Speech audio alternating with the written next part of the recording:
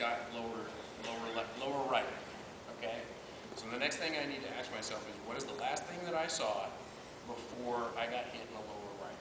Okay? I want you to pull that back to about the halfway point of the shot. Okay? So now I take a sight picture of this, and I can say even before it hit me, I can see that this is going lower right. Okay? Can you go back about halfway back again? Okay? This is where things kind of get a little more complicated because it's just coming, the shot is just developing, but still, when you get this motion, you know it's right.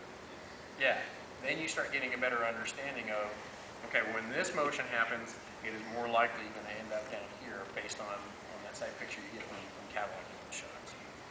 So would you suggest if I like try to teach this to my guys in practice, maybe starting off with like 5, so that they can catalog it properly? Yeah, and you can make that its own individual drill too. This drill, the 2-second drill, it works well for kind of doing a number of things at the same time. And again, as you get more comfortable with flow recognition, I can also, I can change that when I'm doing the defensive portion of it. I can change that to be looking for target recognition. Even though I'm not swinging at him, he's doing all the swinging, he's doing his part. I can still be looking at what's available to me as he's throwing these shots out there. So you can accomplish a number of different things with this, but you can certainly, take out that one portion of it and say, just throw 5 shots and then have the guy, and that's the 10 shots can be a bit less. That's why I had him just do 5 shots.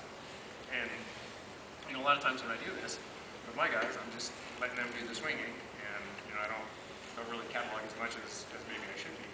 So that's why when I just had him do it, like, you told me to try. yeah. Is there a test? Yeah. I guess that's my question. Is there a test of it? Yeah. You had me at flat. I mean, Ulfgar threw 6 of his shots off. That tells you a lot about the way on the side leg shots. A lot of his shots were here, really working, really wider distribution. Twice he threw the same spot too. Sean threw 4 splat snaps. He's lazy.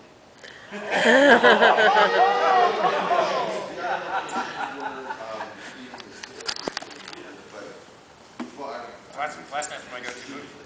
Flat snaps, that's my kill shot. Yeah, if I can kill someone with a flat snap, I'm doing it because that's the first shot I take. It's the easiest shot I got. But yeah. I thought both these guys a lot. Their distribution should not perfect sense And the shots that I was throwing at him, I was mostly going based on what was available.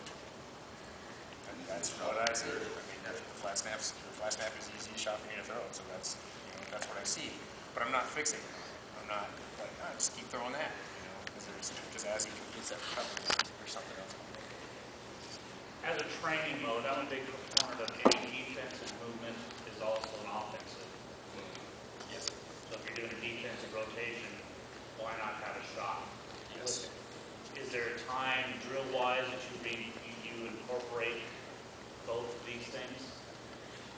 Rather than just have a mental take of, when I had that snapshot, I could have made you here. It depends on the purpose of the drill that you're doing at the time. Okay. One of the other drills that the second teaches is there's the block as you throw, and there's throw as you block.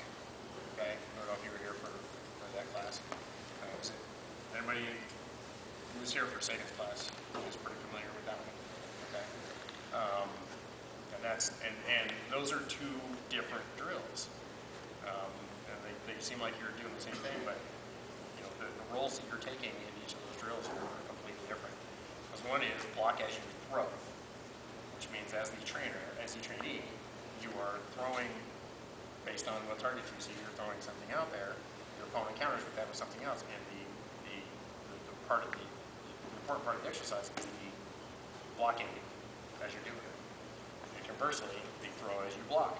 That's where your opponent initiates the contact by throwing something at you. You have to block with that, and then you have to find what's available to you as you're throwing that block. And that's where you get into is what I call complementary motion. That trigger that I just showed right there. For me, that's complementary motion, because coming right out of here, as I see that leg snap coming down, as I rotate here to cover that leg, Right. it's putting me in a really good position to come down off of that Molyneux right there, to be able to hit that. Likewise, if somebody's throwing an offside leg at me, just trigger place. Right, we're offside leg. Right, I gotta, like you said, I gotta come over here to block that leg anyway. And while I'm doing that, but then again, with the offside leg there, it's when we throw an offside leg. Remember that decision-making trio I was talking about? If you got a choice of targets, it's a lot easier to hit the flat snap there than it is to hit the offside. You can't actually just easier game that. But, you know, it's the same thing. It's going to come down this, you know, get that, especially once the hand comes down, crosses the face. So, yeah, complementary motion. You know, and there's a lot of it. And that's why I'm saying that if you react offensively to what your opponent's doing, that defense that you need is going to be provided for you because of those complementary motions. You know, as you rotate to throw something, you're rotating your defense into that as well. Right. So that's it. That's a 2-second drill. Is there any questions on that? Any more questions on it? And that's, like I said, it's been a good one, especially for people that like to do a lot of combinations. Like you're saying, get to the A range and just throwing a bunch of shots. This will kind of let you be in that B range a little bit and get you used to, you know, picking targets a little better.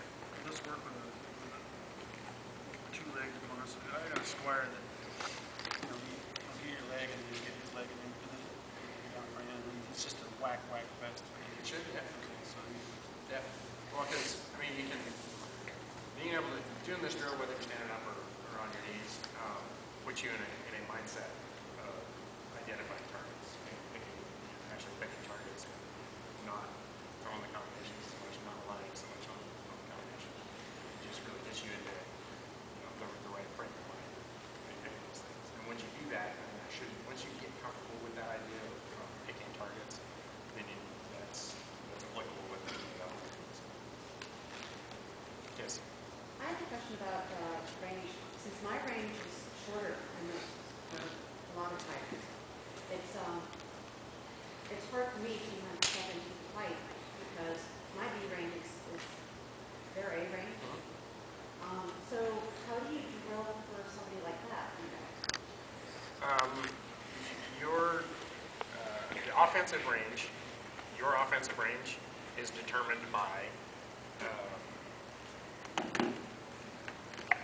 this portion of the stick right here, the sweet spot of the stick. Okay, your range is not determined by number of inches away from your opponent. It's where you have the best access to the most targets with the sweet spot of your stick. Okay, I use 36-inch stick. Out here on the end, you get speed and range, and down here at the base, you get power, but you don't have the same kind of range, right? And right here, on the sweet spot of the stick, you get the best balance of speed, power, and range. Okay, so your B range is going to be determined by where you have the best access to the most targets with this portion of your stick.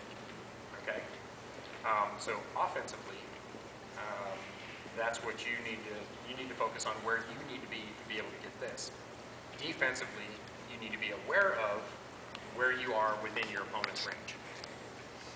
Realizing that if you're going to be in your B range, you are likely in somebody else's A range.